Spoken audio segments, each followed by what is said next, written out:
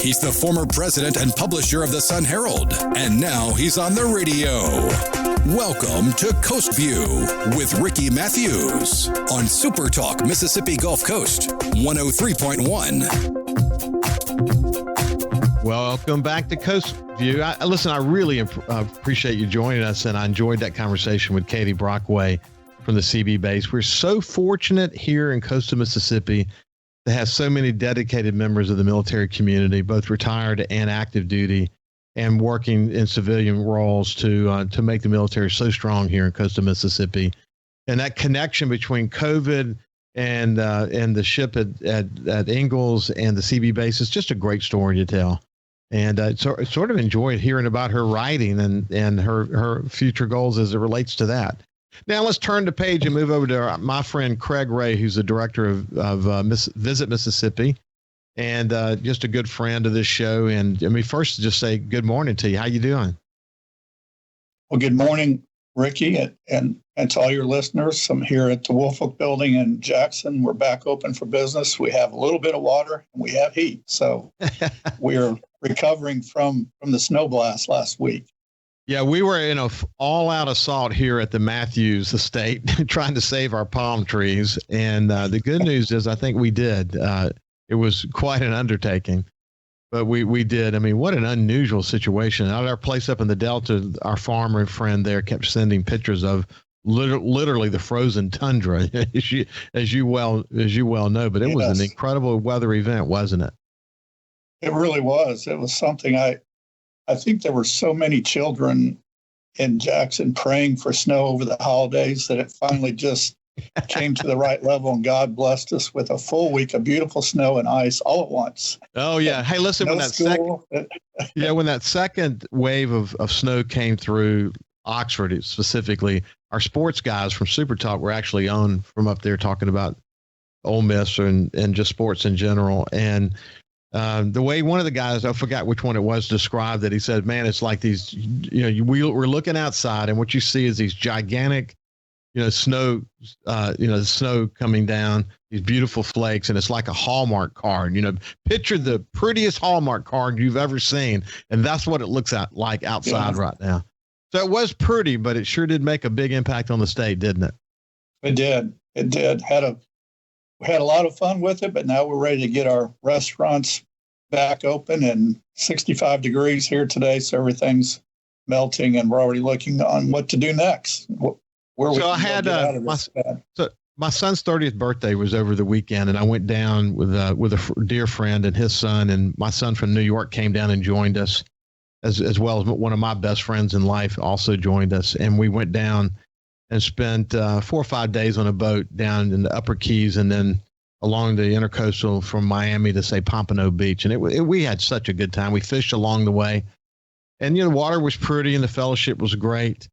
But, I didn't like congestion. There's a lot of people down there. And fishing certainly wasn't nearly as good as it is here in coastal Mississippi.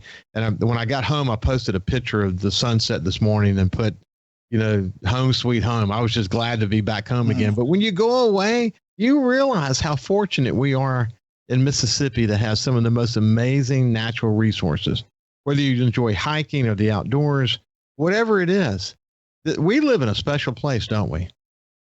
We really do. And just from this conversation, from talking about the beautiful Oxford, Mississippi, and to Jackson, all the way down the Mississippi Gulf Coast, our 5 regions of business and opportunities makes us such a unique place, and so many great areas to see in the state, and all kinds of different weather too, as we have found out. I know, for sure. All within a 6-hour drive. Well, look, in past shows, you and I have talked about this. Mississippi has been, since the lockdown, since we reopened, we've spent a lot of energy on making sure we knew how to operate in a way that was safe, but that would make it so that we could take advantage of the drive-in market. And when you look at Mississippi's economic recovery, just compared to other states, we're like number 3 on the list. I mean, and tourism is a huge part of that. I mean, if you just look at the coast in particular has performed really well. given what it could have been. When you compare the tourism situation to what others have experienced, and that's true across this state. What do you attribute that to? Well, I think in many ways, the numbers that you're referring to that I can reflect on in this new paradigm that we're in right now is we're not as bad as everybody else. I mean, Our numbers are down, but they're not as bad as our neighboring states or nationwide. So we did come back sooner. Our casinos opened back up Memorial Day weekend, have been open ever since, other than a couple blips here and there. So to have that huge engine working in the state, plus we're a drive-in state. So we're 95% of all of our travelers are 24.7 plus million visitors drive into our state. So we were, even through the toughest times, we have so many great outdoor things to do. Our number of rounds of golf in the state were up like 35% over this past year. And so you're hiking, biking, fishing. We call our music trail system and our Freedom Trail system program the world's largest outdoor museum. And you think of being able to go see over 300 different markers around the state in a safe outdoor venue, however you'd like to create that opportunity. So there are a lot of reasons to answer that. We opened our state in a good, safe, conservative way on the governor's leadership. And again, our casinos were able to be open, and we've had our ups and downs through this time, but overall, our numbers and travelers, a lot of in-state travelers, Ricky, a lot of people from Jackson and the coast coming up to Jackson and back to the coast or from the Delta, but feeling safe to at least stay in-state and travel a little bit. And so really, in-state travel has always been a good 20% of our total numbers, but we're seeing more and more of that now, and people just wanting to get out and do something during this time in a safe manner. So I know this is strategic, and you and I talked about this a lot in the beginning. You just mentioned it just then about the cultural trails and how it's the largest outdoor museum in the United States. But if you go to the Visit Mississippi website, what you see there right off the bat, you see 4 boxes that sort of push different aspects of Mississippi. First of all, the cultural trails could be the Blues Trail, could be the Civil Rights Trail, could be the country music trail, and we can talk more about that. Then you have pivotal civil rights sites, a 3-day itinerary, showing someone how to take that civil rights tour in a very specific way. Then experiencing the great outdoors, top Mississippi campgrounds, and then stream outdoors on the majestic Mississippi waterways. And that's just beginning to scratch the surface. But you're right that Mississippi, if you're a Mississippian or coastal Mississippian, you want to take a great stay vacation or staycation. Enjoying Mississippi, there's some things you probably haven't seen before, and what you guys have tried to do is develop trip planners for people so they can do this in a really safe way, and that's really paid off, hasn't it? It really has, not only for our in-state travelers, but people when they, again, there are really no borders. We're close to Alabama, Louisiana, Tennessee, Arkansas. When you travel abroad or international countries, it's nothing to hit 2 or 3 countries on your visit, or is it for an international traveler coming to the South and to the southern region of the United States? So the no borders, the looking at the opportunities, but really laying out for that traveler, make it as easy as we can for them to show them everything that we have and help them plan that itinerary and get them started, get them going into the Delta, get them going to the coast, and then they can tap into Milton and his team on the coast and other additional itineraries, and Wesley Smith up in Washington and Steve Azar, and lean on all of our local ambassadors. But we really feel it's important to lay out a very user-friendly itineraries for our travelers, and it seems to work real well. Well, in our earlier shows, we talked about this, but the impact of the international traveler, and of course that had been cut back significantly. Have you begun to see an uptick in those travelers now? Not yet, Ricky. The travel restrictions for just our number 1 market in the UK, outside of Canada, Mexico, they're in a complete lockdown still in the UK and London, that they can't, we're in a dreaming opportunity for them right now for planning. And not only are they not able to travel, but they're not able to accept travelers from the United States. So it's in a tough spot, but I really believe that once the market opens back up and the vaccinations are more and more distributed, that this could happen, if not overnight, within 6 months or so. Everything I've read saying that the international market, it should really start rebounding in early 2022 and pick up more speed by the end of the year. So that's what we're looking at. But right now, the international market. We're talking to Craig Ray, who's the executive director of Visit Mississippi. And when we come back, we'll talk a little bit more about air travel. And you mentioned the vaccine. There was a great story in Wall Street Journal recently about the number, maybe underestimating severely, actually, the number of people who got COVID and were asymptomatic. So that maybe we're a little bit more down that progress road than we realized. We'll come back to that in just a second. And we'll continue our conversation with Craig Ray. See you after this break.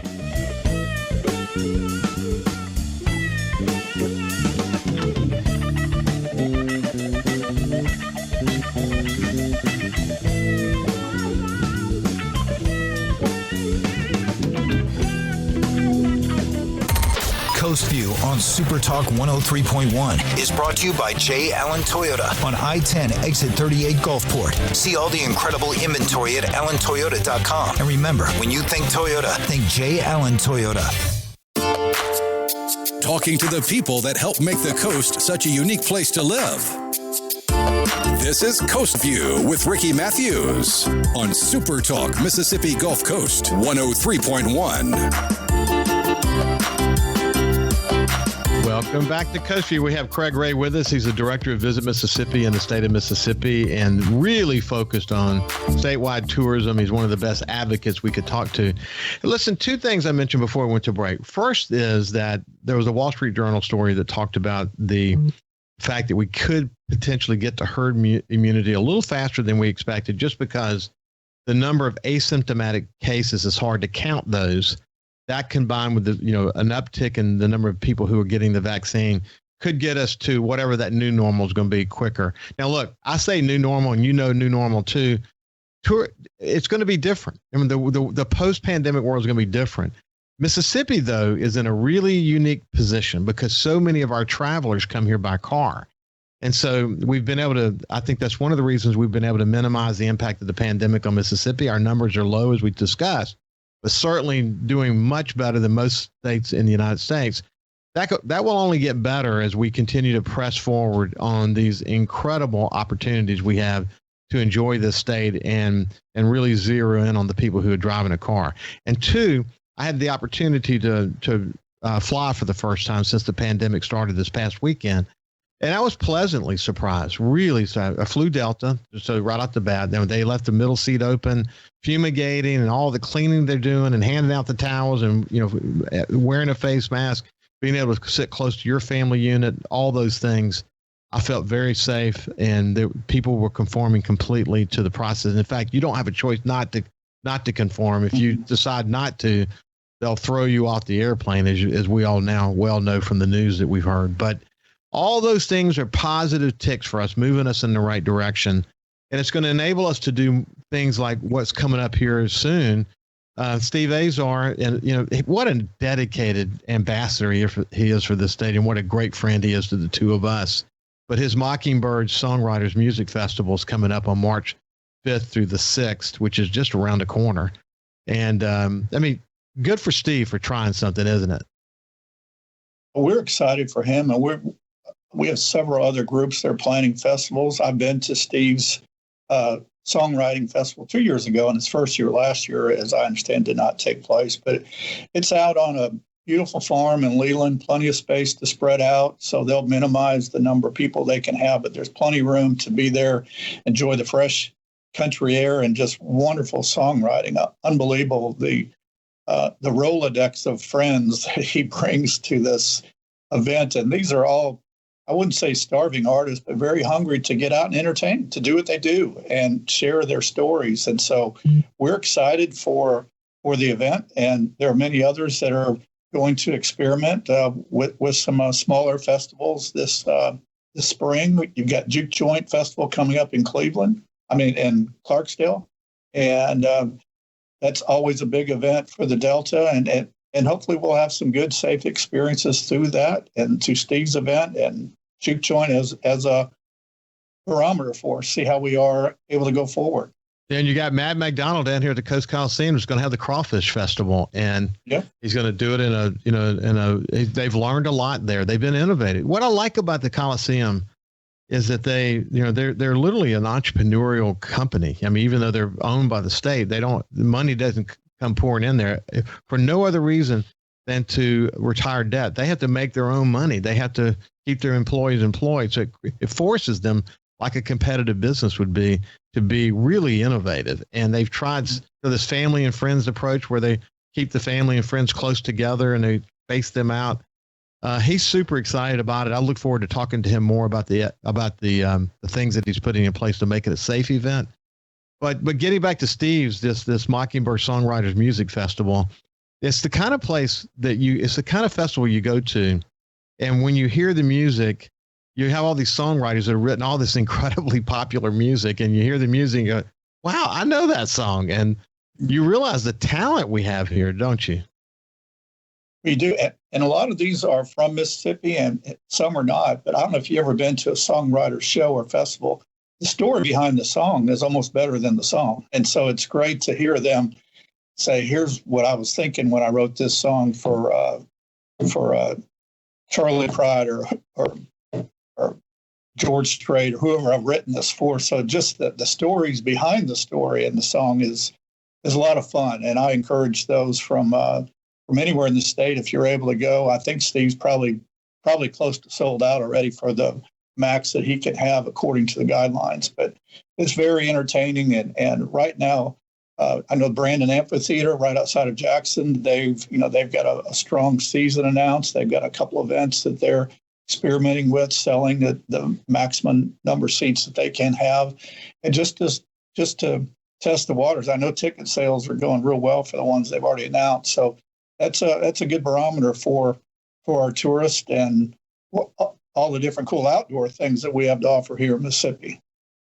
Well, somebody from the coast, you said it may be sold out, so we can look into that. But Steve will be on next week to talk more about it because the next few years will be important for that festival. But the opportunity to go up into the Delta to a place like Leland, Mississippi, there's so much more you can see while you're there. Take in some of the Blues Trail and the Civil Rights Trail, and just it's a great. I mean, the as we get into March, it's starting to get really pretty up there. So people should really pay attention. Also home of Kermit the Frog. Right. Exactly. Hey, we're running out of time, Craig, but I appreciate you spending some time with me this morning. It's always good to visit with you, and thanks for your leadership of Visit Mississippi, and keep up the good work. Thank you, Ricky. Thanks for having me. If I could just share a quick stat with you from our Longwood study. For the first time since COVID, 81% of all the American travelers polled have made plans in the next 6 months to travel, meaning they've either rented a car, paid for a hotel room, bought an airplane ticket, 81% of the people. So we're really starting to trend back that people are feeling safe to travel again and feeling safe to where they're going to. So this is all good, and we will keep you up to date. I'd love to be back on your show anytime, Rick. Okay, buddy. Appreciate it. That bodes well for Mississippi. We'll see you soon. Have a great day. Thank you.